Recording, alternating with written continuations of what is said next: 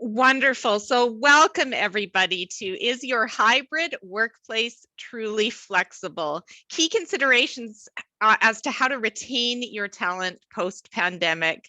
I'm really excited about this topic. This topic is the latest and greatest around this whole massive transition that organizations and human beings are going through in this next phase of the pandemic easing up and workplaces hopefully being better than they were before. So I'm going to first introduce my colleague, April Dearda. I've worked with April for over 7 years. She is a provisional psychologist, a wonderful consultant, an excellent facilitator, and she's been along this journey every step of the way around supporting organizations with their remote and hybrid workplaces. So I'm just delighted to have April co-presenting this session today. Thank you so much, Laura. And I'll take a moment to introduce you for those who don't know. So I had the pleasure of being joined by Dr. Laura Hambley, who I have had the pleasure of working alongside for many years now.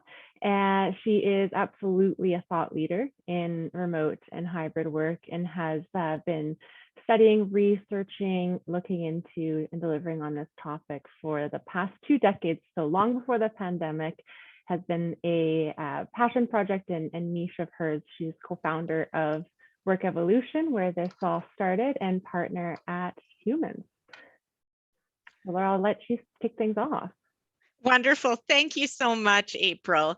And we're delighted to have such a good turnout. We know everyone is busy, and what we've done here is we've packed in a lot of good content and resources for you.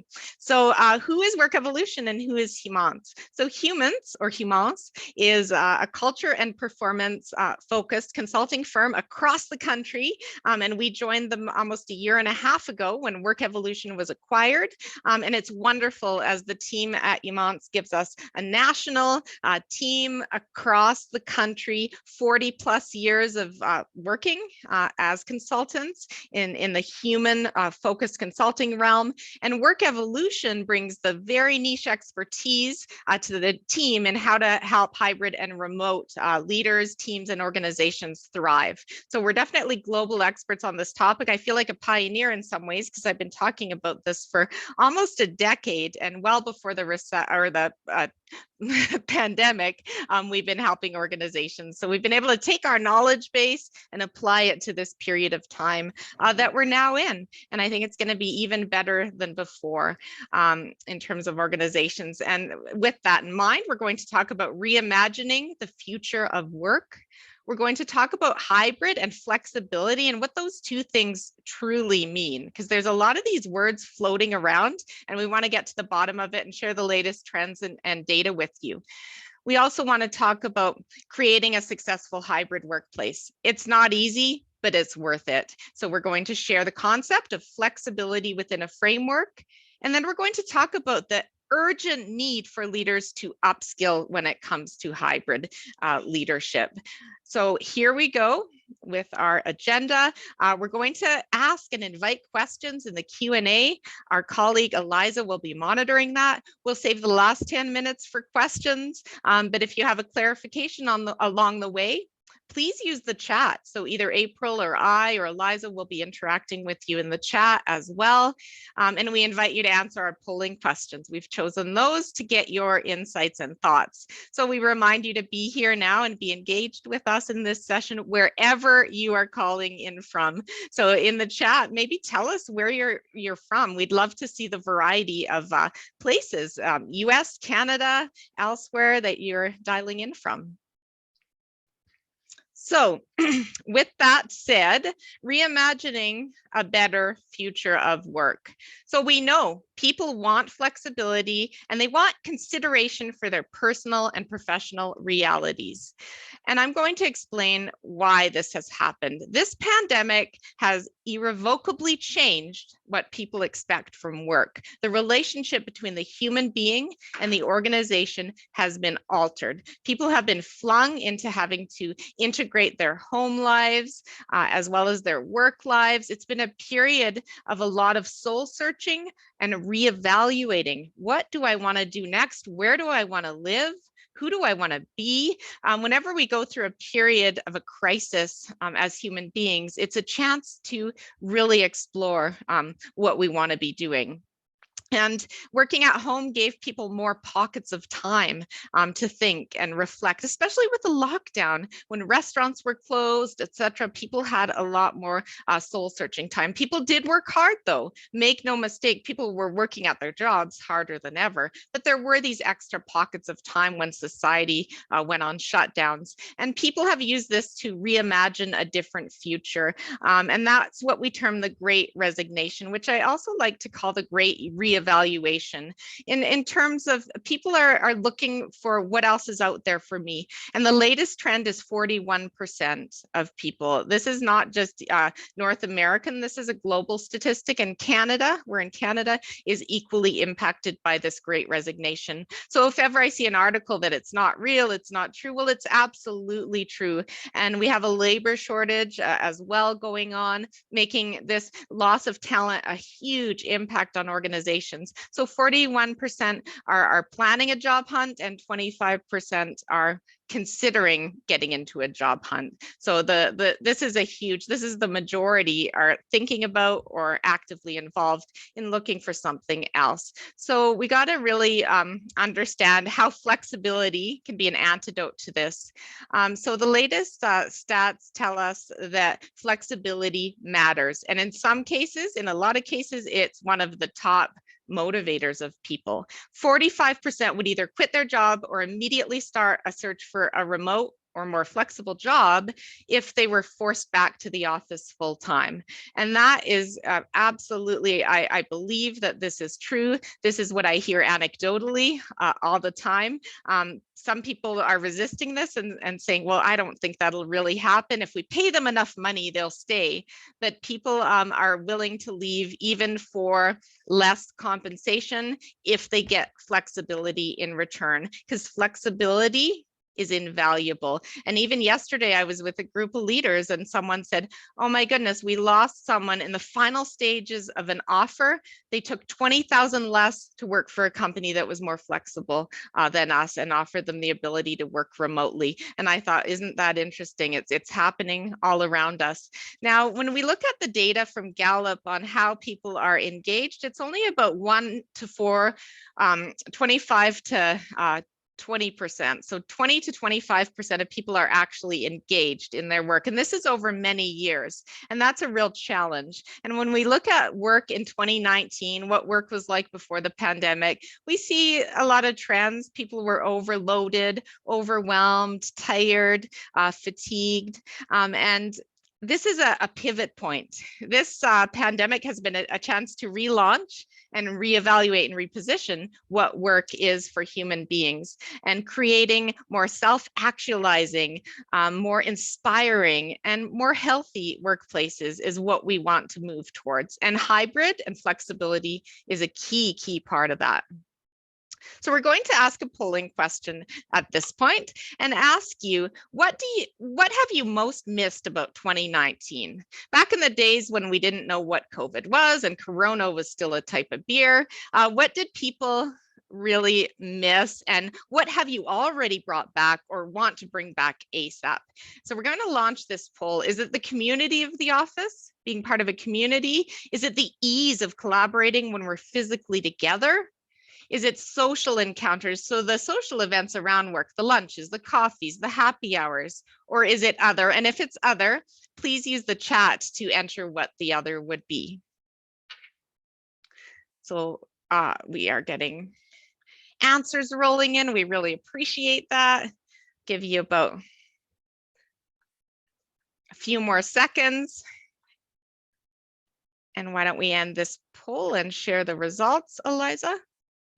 Perfect. So almost 50% of you said it's the social encounters you've missed more. half of you have said it's those lunches, those coffees, those water coolers, whatever it is where we're together socially. And I'm not surprised, because I think this fully remote, isolated scenario, especially when things were locked down, that was really isolating for people and not healthy psychologically. So, and we tried to fill the gap with Zooms and all that, but it's not the same as being physically together. So that's the number one. And the second place with 34% of you is the community of the office, the community of being together in a physical space. So thank you for sharing that. That is really good to know. And sorry, going forward here, what are you happy to leave behind? So there's things that you miss that you're happy to have back in your life, but what are you happy to leave behind and throw in the garbage truck? Is it the commute every single day? Okay, I don't mean commuting sometimes, I mean getting in your car and going to the office every single day. Would you like to leave that behind? The cost of fuel, which we know is pretty high right now, parking or transit that you haven't missed. Is it the work-life balance challenges that you'd like to leave behind? Or is it other? So let's launch this poll and hear what you have to say.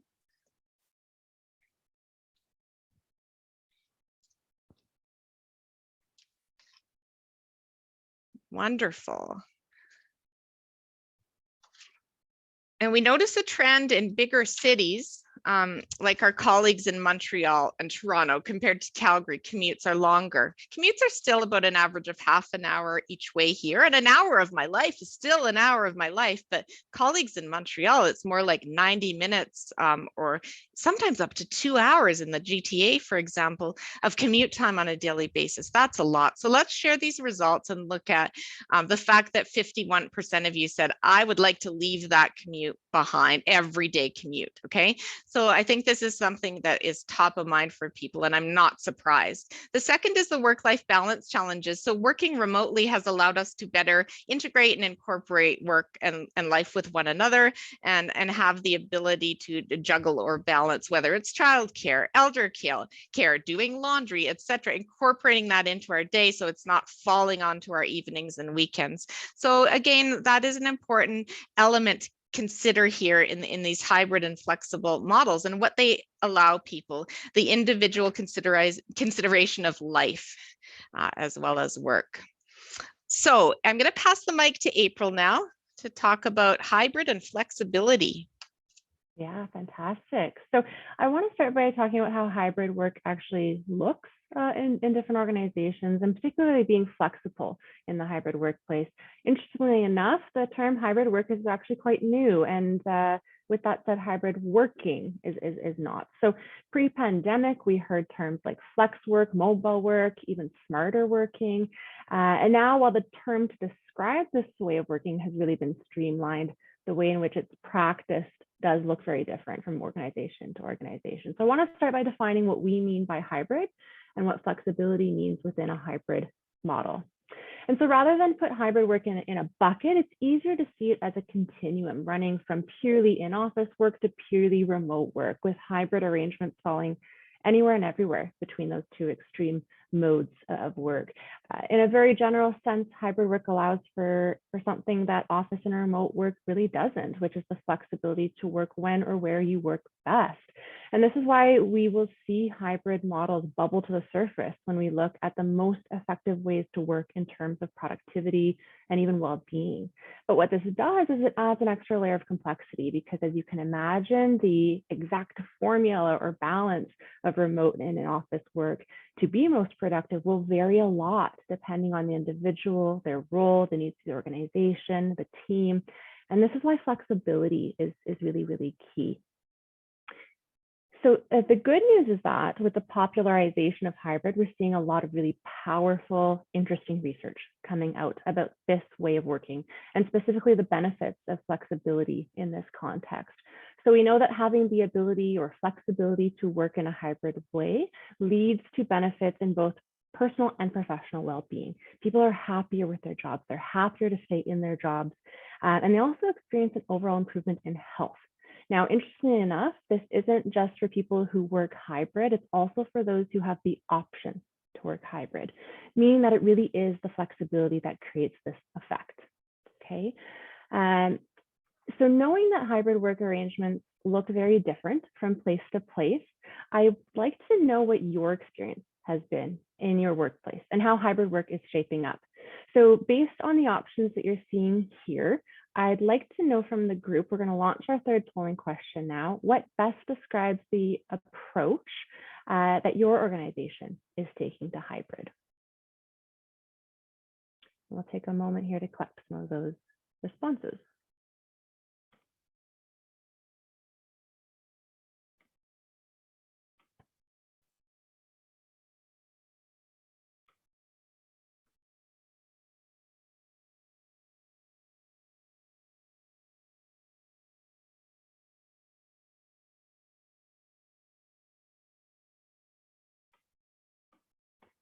All right. So here we go. Looks like about half of people are saying that their hybrid workplace is somewhat flexible, and that they have a bit of choice on when to come into the office and that, but there are still some parameters in place. Interestingly enough, no one's saying that they aren't adopting a hybrid model. This is typically what we would see. What I am noticing now in the literature is over 90% of organizations are considering or have already implemented some form of hybrid. So it's very much relevant, very much the case for all of us. And I can see a good portion here too saying that we've labeled it hybrid, but it's really prescriptive. So certainly we want to think about how do we integrate flexibility into these models, knowing that it's not necessarily inherent. So for the 25% of you or so who indicated that your hybrid workplaces are prescriptive, some of what you're seeing on the screen here might resonate with you. And many might think that hybrid work in and of itself is flexible work. But there is a really important distinction here because you can have a hybrid work arrangement that is very rigid. So for example, some of what we've included here, your hybrid workplace maybe requires you to come into the office certain days every week, but you can only work remotely on Fridays if your manager approves that request. Maybe your hybrid workplace is one where you have to seek out approval. You have to have a really good cause or reason. There's a formal application process to pursue hybrid, but really your manager doesn't endorse it. And so you're feeling like you should still be there every day because of that culture surrounding it. And there's a number of scenarios here, right? Maybe you have to be within a certain proximity to the office in case you're called in for a meeting last minute. Maybe every single person in the organization is provided with blanket rules about the balance between remote and in-office work. So these are all things to look for that would indicate a lack of flexibility in hybrid work arrangements. Another thing that I'm always conscious of that would indicate rigidity is whether or not a policy is revisited.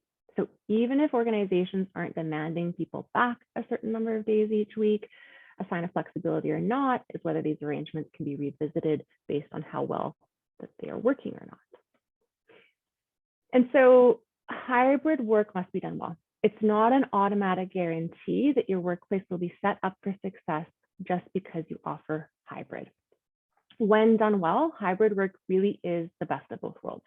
Working remote and in office, where things like collaboration, productivity, and effectiveness are prioritized. Where are these done best? But when it's done poorly, it can actually be the worst of both worlds. And what we see happening in these cases is organizations coming to the conclusion that hybrid work doesn't work, at which point everyone is called back into the office. And this is what we would call the boomerang effect. So I want to introduce one pre-pandemic case here of the boomerang effect. And in fact, we ourselves have actually worked with a large number of firms and organizations who are already seeing some of these effects in their workplaces and have brought us in because their rigid policies weren't working. And they weren't sure where to go from here other than to conclude that hybrid doesn't work. But in reality, it's often that it doesn't work without flexibility. And we use Yahoo as an example here because, well, we all know what happens to Yahoo. After trying out a prescriptive approach, the conclusion they came to was this isn't working. And they called everyone back into the office. And part of the reason this can be so harmful to an organizational culture is because of the message it gives people when this call is made. You can imagine being in that position. And what's being said or not said is that we don't trust you. you're not as productive a contributor. You're not able to make this work and do it well. So we need you under our roof so we can make sure that things go well. And so what happens is, because of this, organizations who aren't strategic with their approach, they retract their offer. And I remember, sorry, yeah, I remember when Marissa Merritt called everyone back, and I got called for some radio interviews on it because it was drastic and it got a lot of media attention. And to me, it was an all or nothing. Like, we're giving you full flexibility. People could work, they had unlimited flexibility, and then it was all pulled away, like the boomerang came back, and it was no more. You must be in every day. And I think that is so dangerous. And I mean, we all know that that had significant impacts on the culture there. There was a lot of loss of talent that pursued. And I see that the risk of that happening again, like in these coming months. I see it, I hear it, and I think we need to really learn from this, that there's a risk of boomerang happening again if it's not done well and supported well.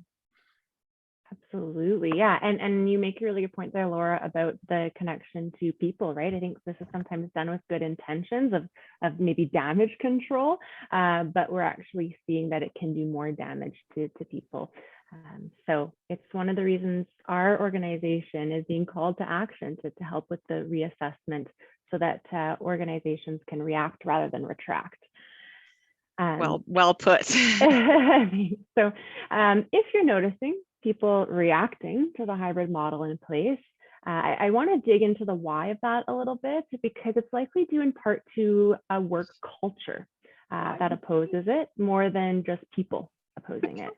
So even if you have a flexible hybrid work arrangement, if people are operating as part of a demand and control organization, which we do see a lot of, if there's maybe cultural pressure to come into the office, or priority is given to those who come into the office, then it's going to remove any real choice that people have. And these are characteristics of our demand and control work cultures, where presenteeism and fear-based decision-making are paramount. And because of that, these types of workplaces are taking a really huge risk, actually, by trying on hybrid, because if the culture is opposed to what hybrid work needs to operate well, it's going to fail before it even really starts. And so, as I had said, about 90% of employers are planning to adopt a hybrid model, but we do expect, as Laura just mentioned, that they will change course, they will pull the boomerang and demand everyone back into the office full time. And it begs the question of, is forcing everyone back to 2019 really creating better cultures, or is it just the case that we really need to embrace the flexibility that working remotely has offered us, and trust that it's worth keeping to some extent? All right, you will notice too in a toolkit we'll be sending after. I'm going to give just a little nod to that, and Laura's going to speak about it later too. There are a list of red and green flags to look out for that you can use as a checklist to measure success in terms of how well hybrid work is operating and functioning within your organization, okay, and how well your work culture supports that. So I just want to give a quick tease to that before we move on to the next section, which is to talk about flexibility in hybrid and how things work. How do you practice flexibility within the framework that your organization has adopted?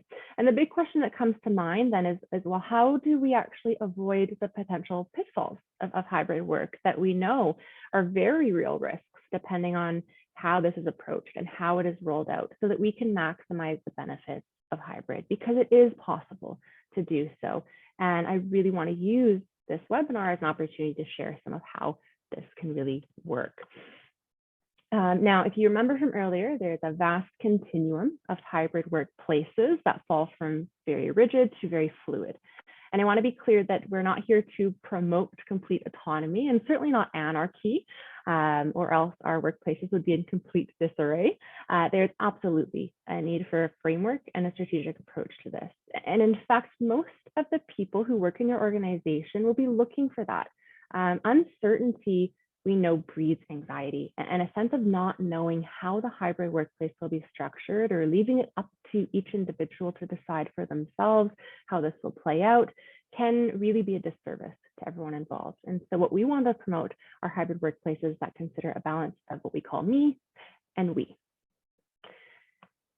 So I want to start with the me side of this coin, which is the individual and their preferences. Coming into the hybrid workplace, one of the ways that flexibility can really be demonstrated is in terms of consideration given for the personal and professional realities of each individual. Whether it's made clear that this is a consideration that was given when the hybrid work model was designed, or leaders are quite literally having conversations with each of their direct reports to identify the most suitable approach for them or their team, there should always be an emphasis on this. And so you'll see a number of questions on the slide here to sort of invite that conversation. And if it is that a conversation is happening based literally on these individual needs, then also invite that conversation with the entire team, create that understanding and that appreciation for individual preferences within the group. At the end of the day, some focus on me is needed to help retain talent, and finding ways to weave in the fact that these considerations are made in shaping the future of work is really key. And the reason for this is that just as hybrid work operates on a continuum based on what's best suited for an organization, the same is true for individuals and what is best suited for them. And so some consideration should be given to not just the operational needs based on a role or a team, but the individual needs based on where one is most effective or well suited, knowing that most people are well suited for working in some form of hybrid. And given how important this matching is, I'm just going to toot our own horn a little bit because we've really proudly developed a psychometric assessment that can actually be used to measure fit between an individual and hybrid work arrangement called the Distributed Work Profiler.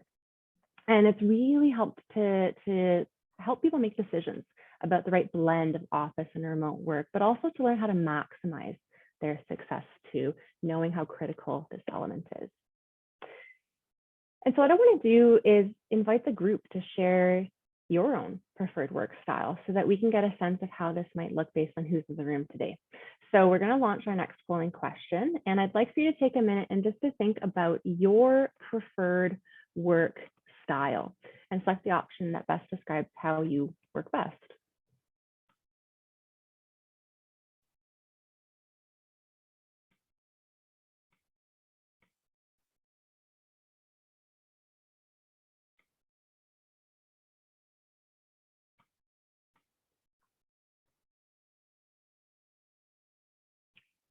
All right, we'll give another couple moments here and see what's coming out.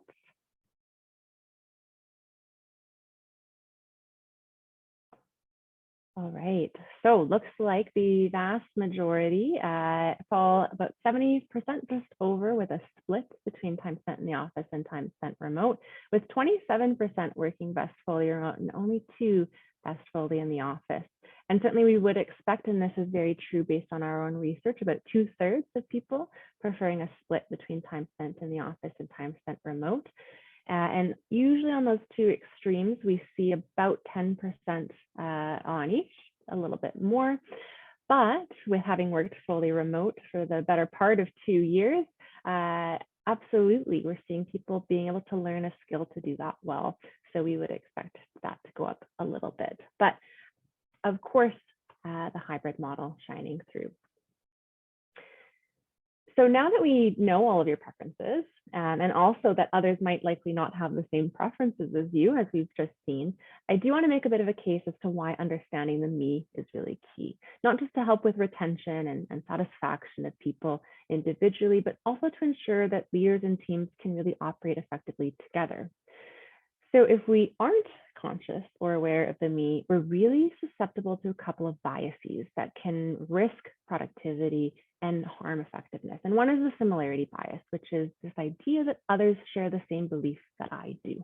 For example, if I'm eager to return to the office, like those 2% of you are in the room today, then I assume that others are likely to feel the same, and that's not necessarily true. And the same can be said for the flip side of this. If I want to work remotely most of the time, then why should I have to come into the office sometimes? And if not for yourself, then for those who work alongside you that would benefit from that connection. If we are victim to the similarity bias, and we know that managers actually are especially susceptible to this, we risk misattributing the beliefs of others. And that can lead to a lack of understanding, which we know can immediately cut off things like communication and trust and credibility. So opening up our eyes and our minds to how others feel can be really necessary for that perspective forming. The other bias we see showing up when me isn't considered is the proximity bias, which is the assumption that people are more productive in an office environment than from home. If people are close to me and I can see them working, then I can assume they're working hard. And we know this isn't necessarily true, and we can look actually to recent research to say how much productivity has actually increased in some ways due to working from home. But the bigger risk here is the decisions that we make based on these assumptions. For example, performance evaluations, promotional choices, or career development opportunities. If those are based on familiarity rather than objective criteria, there's a real risk to that. Even time zone differences can come into the equation here, where people are more likely to announce big news, for example, during the working day where they're located, and not considering others who might not be at their desks anymore to receive that news in other places. So again, having conversations about how people work best, what types of opportunities they're interested in, what their work hours are, can be really necessary to ensure that we're making decisions based on preferences rather than proximity. All right, now, with that said, let's move into the we a little bit, because there's absolutely a place for this too. Most of us don't work entirely autonomously, and even if we aren't part of a team, we are part of an organization. So the question then becomes, what works best for us? Because flexibility within a framework really is all about giving and receiving, and these needs need to be balanced if we're going to have individuals, teams, and organizations that operate effectively. Without business and operations thriving, then none of this can work in the first place.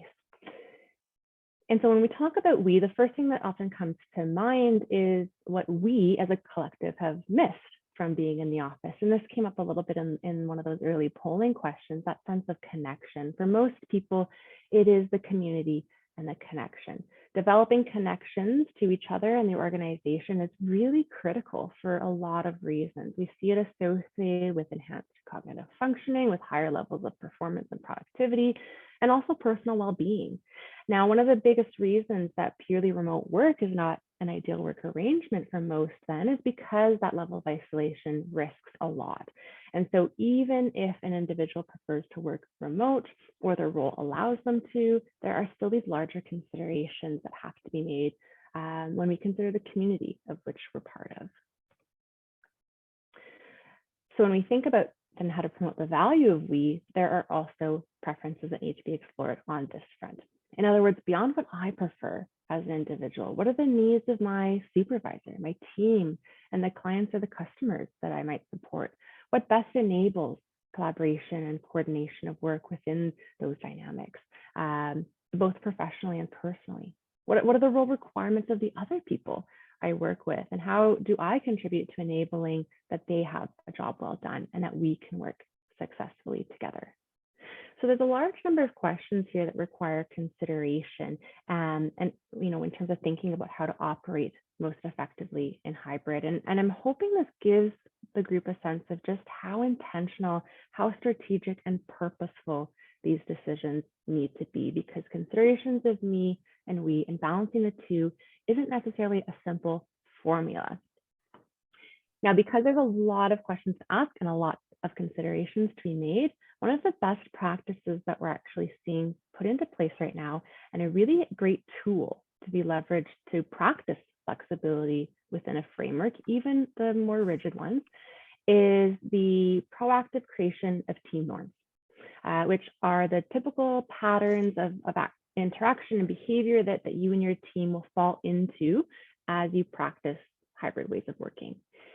And as you explore the me and we preferences, it can be worth taking the time to capture these in what we would call a team charter, which works to solidify and clarify team norms in a way that is reflective of the needs of the team and the individual within it. So then you're able to bridge this gap between me and we. And there's a really prominent part of our work right now, which is leading the charge on this with a lot of organizations, helping them to ensure the creation and implementation of their team charters are successful. It's something we're doing a lot of in our own business. And even if you already have these types of tools in place, now is absolutely the time to revisit if you haven't already, because hybrid work is a new way of work that requires new and unique considerations.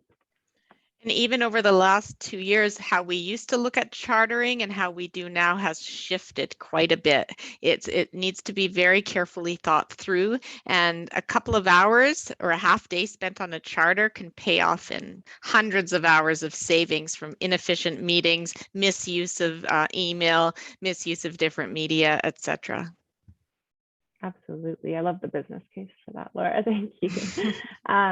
And you know, just to kind of continue pushing this point, it is a really critical time to be inviting these conversations, establishing these standards of practice.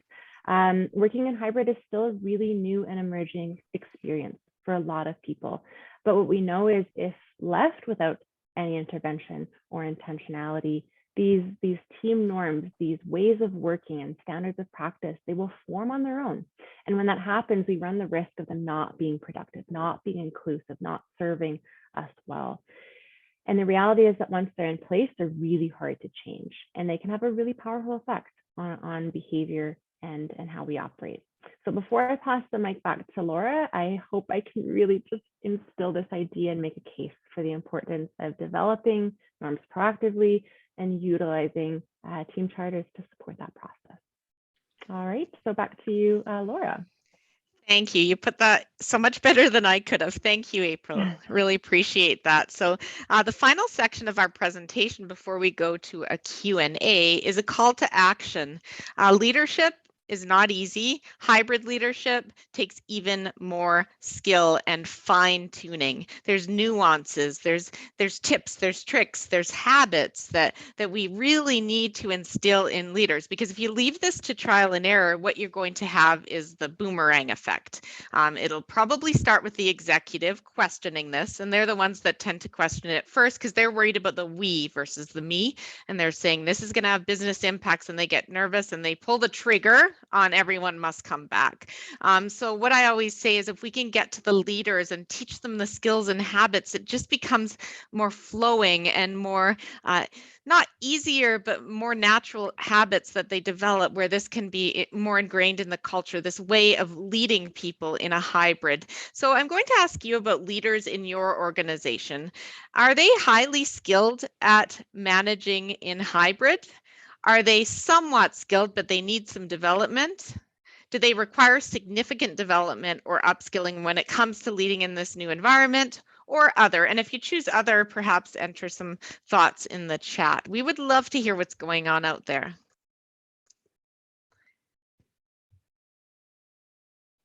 Okay, this is great. Oh, it's so nice to see people participating and giving us your thoughts. Wonderful. So I'm going to, yes, perfect. Thank you, Eliza. 60% of you said they are somewhat skilled, but they need some development, followed by 27% saying they need significant upskilling. So I'm not surprised at all at this. For the 12% who are highly skilled and effective, I'm guessing that they've done this in some way, shape, or form before. And what we're seeing is organizations that have geographically distributed teams. So I work in Toronto and I lead people in Calgary and in Winnipeg and whatever. I'm already practicing some of the distributed leader skills, right? So when I go to a hybrid in my own city, it becomes easier and it's more natural. So, but I'm not surprised there's a 87% that need some development and upskilling. And what I would say is if a leader has some challenges, they're not going to get any better when you put them in hybrid. In fact, they're going to be amplified in hybrid. And leaders who are challenged or struggling with their leadership much prefer the office. It's much easier to get away with their style of leadership than it is in a hybrid. But with a hybrid, you need to be more intentional, more planful, more on top of your communications, and being very aware of inclusion as well. And inclusion in a hybrid is something we've been helping organizations with a lot lately, because that's one of the great benefits of hybrid is allowing to better fit for diverse groups and opportunities for diverse groups. However, if leaders aren't managing in the right ways, it can actually lead to exclusion. So it's very, very important that we upskill our leaders. And it's a new frontier of leadership development. So all the leadership development that we've had in the past, that all still applies, because we need to have strong leaders first and foremost. However, when we have a combination of people at home, at the office, and even in other cities, we get extra complexities when it comes to communication, collaboration, conflict, etc., where we need to upskill. We need to take the time. And that's what I'm really proud of when I think of work evolution and now Humance, that we're doing a really good job of helping organizations through this. And we've learned along the way over the last almost 20 years in terms of what is needed. And we created this capabilities model. So my co-founder of Work Evolution, Dr. Tom O'Neill, is on the call. And what we did is we talked to so many different remote leaders, and we captured 680 unique behaviors of what makes someone a strong distributed leader. And we framed it into this framework. There's articles on it, we've presented on it, and we created a great assessment on it. And we have so many trainings around it because these 11 elements are super important, and they fall into 3 buckets. A great hybrid or remote leader needs to practice flexibility. An example of this is versatile communication. They need to upskill their communication and their intentional communication skills about how to communicate, what media to use, when to communicate, and tailoring their communication style to each individual on their team. So I know April on my team prefers and appreciates certain types of communications compared to Tom, who might appreciate something else. So it's about tailoring, and the leader has to be agile and flexible in that way. Managing relationships being our ability to build trust. So trust is one of the cornerstones of all of this. And we've done a heck of a lot of training on building trust in a hybrid, building trust in remote. And there's key ingredients to that. And we can measure that in a leader. We can see, are you naturally trusting? Or are you naturally distrusting? And some people are wired to naturally distrust, and that's the way they're wired. But we need to understand that and say, this is your propensity, and we need to be aware of that, and we need to put habits in place so you're not naturally distrusting your remote workers. So we have those conversations at a very deep level with the leader, and it's very powerful in terms of creating actions, creating goals for the leader to become better. And it's about maintaining productivity. We don't get away from that because we need to manage work and people in a productive, effective way. But again, all of these capabilities are part of the bigger equation. And so our distributed leader profiler, we've done this with the CEO all the way to the first line supervisor. And it's great in that it takes 15 to 20 minutes, and we're able to get a beautiful snapshot across these 11 capabilities, and then have a powerful coaching conversation and development plan for the leader. So I haven't seen another tool like this. We've been using this for the last, I guess, 5-6 years. We've fine-tuned it to be a really great tool. So if you have any leaders that are struggling, or leaders who just want to go from good to great, and put this through alongside training, alongside other forms of development, it's a really, really great way to upskill. So this leader, John, you can see John has different levels of capabilities on his relationships area. So with John, fostering collaborations in the moderate range, building trusting relationships as well are the 2 that stand out. But I would have the conversation about these with John and put an action plan into place.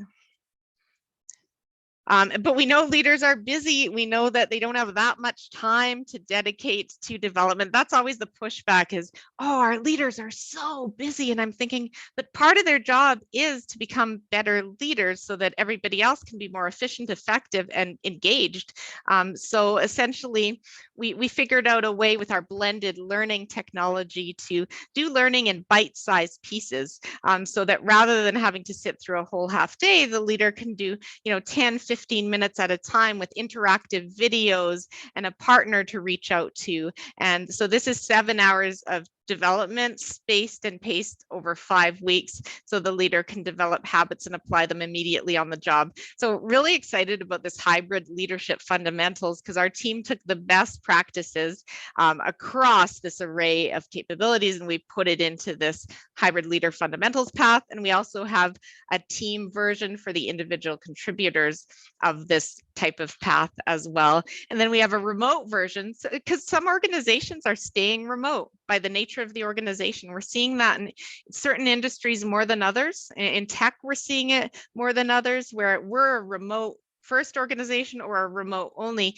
where there's not going to be as much hybrid. It's going to be more remote work. So again, we have these wonderful tools to try. And what we did is we put together a Humance hybrid toolkit for you. So we thought, you know, what we're going to do is share some tips, checklists, common pain points that we see across our clients, and our clients, you know, span different industries: finance, insurance, banking, government, tech, marketing, research, consulting. I mean, we have all these different areas, but what we're seeing is these tips and tricks apply across all these different industries when it comes to hybrid leadership. So we have tips, checklists, common pain points, and different ideas and solutions. We have some case studies of different organizations we've worked with and what the challenge was and what we put into place and what the outcome was, and the success around helping that organization with whatever challenges they were facing in hybrid. So that you're going to get on Tuesday. Our team's working really hard to put it together. It's an ebook format, and that'll come to everybody who signed up. And you'll also get a recording of this webinar, of course, and I hope that is very useful. And wow, I think we've been good with time because we're at our Q&A period. Yay. So we'd love to have some questions from you, some discussion. So let's see. Oh, you're welcome, everybody. I'm so glad. Yeah. Sorry? There are a few questions in the Q&A that I answered, like just briefly, but they could use a review from your April to expand on if you. Okay. Perfect. Okay. So question number one, any insight as to why they pulled people back? What was not working? So there's lots of reasons why people get pulled back, but essentially what we saw with the Yahoo example was they were doing a lot of remote leadership, but they didn't invest or spend a lot of time making sure that their leaders were ready to lead in that way. And it was harder to lead in that way. And then as the company started to have challenges, they believed that it was around the fact that people were not together every day. So they knee-jerked it. They did the boomerang, brought everyone back, but that actually inevitably did not solve the issues that Yahoo was facing. And in fact, it caused a loss of talent, which further implicated the challenges across the organization. So I think we got to be really careful not to necessarily blame right away that this is hybrid, why things are challenged. Let's look at what are all the different reasons. And I say pulse surveying your people is more important than ever. Having stay conversations is more important than ever. And in our resources, Humance resource toolkit we're sending on hybrid, there's an article on stay conversations our colleague Eileen wrote. Really, really good stuff. Stay conversations mean what would make you want to stay here? Are you motivated? What would help you want to stay here even longer rather than waiting for the exit conversation, which we're going to have a lot of through this Great Resignation. So let's have more stay conversations. Do you want to answer the next question from Lisa, April? Yeah, and one comment I'll add there too is that we know when the hybrid model is implemented well, it works really well. So it often is the case that there is a cultural shift that has to happen to embrace that, upskilling of leaders to have that work well. It's a new way of working. And I think one of the common mistakes we see is that people will just be able to adopt this and do it well. And as Laura pointed out, there's a number of unique capabilities and competencies in order to work in this environment, and that doesn't always come naturally. So there is a steep learning curve, and organizations have to invest in that to see success. Okay, so next thought is a question here from Lisa. Any thoughts on environments with mixed types of employees, with some who can work remotely and some who can only possibly do their work on site due to the nature of their duties, and to avoid pitfalls of being equitable to all? Absolutely. I think with this work model, and it's a very typical one too that we'll see in large organizations especially, and one where this sense of unfairness can be a little bit more inherent, right? I've had to deal with working and being in the office this full time, and now we're being flexible to accommodate for you, and I didn't get those accommodations. And so you can have a little bit more of a divide, a little bit more of a siloed organization when that type of model emerges. And so in these cases, what I often encourage is that focus on we is really important, and creating some of that shared understanding. And if individuals in the organization within their roles are not having any commonality or common ground, and conflict can easily emerge because of that, what's helpful is to bring things up to the team level or even the organizational level as a way to establish alignment. I think that's always really key within teams, is there is a sense of alignment. So bringing it up a level to the team, to the organization, and establishing some common ground, connecting on what we can all agree on, can be a really valuable way to promote inclusion. Anything to add, Laura, on your part there? And I think being clear on the why. So if a job cannot be done remotely or in a hybrid fashion, being very clear on the why. So from a fairness perspective in psychology, we always say people want to understand the why. And if you communicate transparently about the why, people tend to be much better with it and when they get the information. And as long as it makes sense, because what I hear sometimes is, oh, that can't be done remotely, but maybe parts of it can, right? I mean, most jobs, parts of the job involve time on a computer. And if you're at the computer, you can do that remotely. So just really thinking about, are there any parts of the administrative part of the job that could be done remotely? And let's let them at least have that flexibility. And if it can't be because they're driving a truck, well, that's the nature of the job, right? And again, every job is different, and people will select in and out of different jobs based on how they want to work. Do they want to be more physical in their work? Do they want to be sitting at a computer and thinking through things in a more problem-solving way? It really depends on the person. Yeah, and a piece of flexibility too is selecting in and out, right? So that's a place people always have a bit of choice, a bit of flexibility. And as Laura was speaking to, getting to the why, so we talk about the difference between position and interest. People's positions are very different, but our interests are often aligned. So if we can get underneath where we stand and talk about why we stand there, it can work really well. Thank you.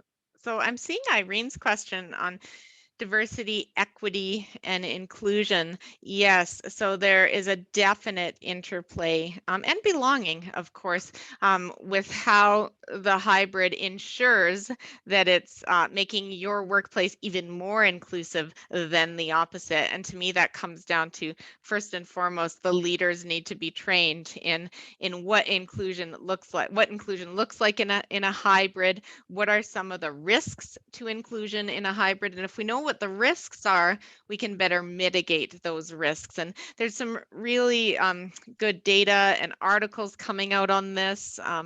HBR just published one that's very good. And we're really looking at, okay, what are the ways we can train leaders to be inclusive hybrid leaders, which actually is taking on a life of its own and a focus of its own for us. So it's beyond the scope of right now to get into the details of that, but we're happy to connect more if that's something of interest to your organization. And very, very important topic, Irene. And if Tom's still on, he'll pop that article in the chat, I'm sure. Oh, he already has. Thank you, Tom. You're awesome. Okay. Irene, now, charter. Okay, this is interesting. You want to take a stab at her charter question? Because that's a good question, April. Sure. Yeah, and I'll just give one last comment here to the EDI piece, which is Please. often around perceived fairness or equity, I think, in hybrid. Most of the comments I'll hear is that remote work has leveled the playing field. And so how do we maintain that? And certainly there are a lot of unique considerations that have to be made. So I think when we look at EDI in the context of hybrid work, it's looking at the unique considerations in that way of working, which is hybrid meetings, for example, which is looking at career development and how we promote that equitably. So coming at it from that angle is, in my mind, looking at those unique considerations and finding ways to navigate them intentionally. The question here about suggestions for languaging around chartering, because the word charter could imply a rigidity, maybe using something like guiding principles and having a more flexible evolutionary mindset around that. Absolutely, like you said, it could be a cultural thing. We've seen the word team norming being used. I love guiding principles.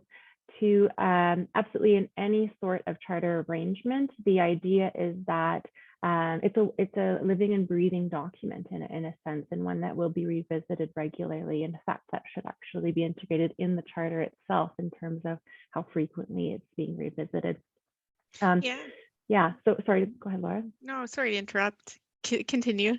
No, you're good. Okay, so playbook. Another really good term is playbook. It's a playbook. It's an agreement. First and foremost, though, it needs to be a discussion where everyone has a voice, because a charter, you're right. If a charter is perceived as we're being told what to do and this is rigid, it's not going to fly. If the leader is not a good facilitator or dominates the conversation, that's not going to fly. So we're training leaders constantly in this, as well as facilitating them ourselves. When we facilitate, then the leader can be an active participant in the discussion, and then we can make sure everyone has an equal voice in the charter, playbook, agreement, whatever term makes sense. Okay. Next question here from Patrick. A common narrative we hear is collaboration is better in the office. Does the research actually suggest any truth to this rationale for returning to the office? Okay, so it depends on the type of collaboration, but we have there's some good data coming out that actually collaboration can be just as good remotely if the tools and technologies are used properly. And that's the key. What we're seeing is some resistance in terms of using the tools to their utmost. And I did a podcast interview with Marie-Josée Leroux, who's on this call as well. And it was on, do we need to be together to create? Do we need to be together to innovate? Because that's one of the top pushbacks is we can no longer innovate when we're not together. I mean, I call that into question, and we had a really good discussion on it because she's an expert in innovation and uses tools like Miro a lot. And it really, I'd say the data is out that it can be done very well remotely with the right tool usage. And I know, Tom, Microsoft had collected data through the pandemic on collaboration remotely, and there's a good piece of evidence on this from Microsoft, and I'm sure Tom will be in the chat in a moment on that. Yeah, but I guess it depends on the nature of the work that you're doing, right? So collaboration can mean a lot of different things. I'd want to know, what is it that you're collaborating on? In my interview with Marie-Josée, that it's on drlaura.live, where my podcast is, and she talks about working on Cirque du Soleil for 10 years, where she helped the acrobats become more innovative and creative. And she said a Cirque du Soleil show, really difficult to put together remotely. like that type of collaboration, when it's physical, you need to be together, at least some of it. So again, I don't like to ever have a blanket or one size fits all, because it really depends on the nature of the work. April? All right, there's one last question here that I'll just speak to really quickly in the final minute, which is with hybrid life, equipping people with phones and laptops and Zoom and all these platforms to stay connected and be more accessible, meaning that they might actually work more hours in a day, and whether we've had any experience with this having a negative impact on culture. And so I will speak to one experience I had working with a client whose leadership team gave everyone a laptop. It was a perk in their mind. They were really excited to share that with their staff. And this was the exact response I received from a lot of their contributors, which was that this is a nice idea, but it actually sends the message that we're expected to be available at all times. So I would say as long as it's managed effectively, it can have positive effects, but it could also have the opposite of what the intention was. So in my mind, it's clarifying the intention, so the impact isn't negative, and also modeling yourself, for example, as a leader or with your colleagues, how to use that technology effectively. Because right now, we're in a place of norming, we're in a place of creating those standards of expectation and practice. It's now really the time where we get to understand how things look in our teams. So really key for leadership to model effective use of technology, promoting work-life wellness and balance, those sorts of things. Wonderful. Well, on that note, I think we're on the hour. Oh, my timer went off. I always have my timer. So we're on the hour. Thank you, everyone, for participating in this. Thank you to our amazing marketing team who really helped us put together all these resources and this webinar. Nadia, Lisa, Jade, thank you so much. Eliza, the team in our revisions group who did a heck of a job, William and that team on making a beautiful deck. And we are just delighted that so many turned up, and we'd be delighted to talk to you further. So don't hesitate to reach out. Our email addresses are on the slide. Look out for that resource toolkit that we'll be sending out on Tuesday. And we hope to hear from some of you and continue to support you and your organizations. Anything to add, April? No, it's been such a pleasure, and I hope to keep in touch with many of you. So as Laura said, don't hesitate to reach out. All right. Thank you. And thank you, Tom, for your participation, helping us along the way. Great resources in the chat. And perhaps we should include those links at the end of our toolkit, maybe, because those are really good articles. All right. Take care, everybody. Thanks all. Bye for now. Stay well.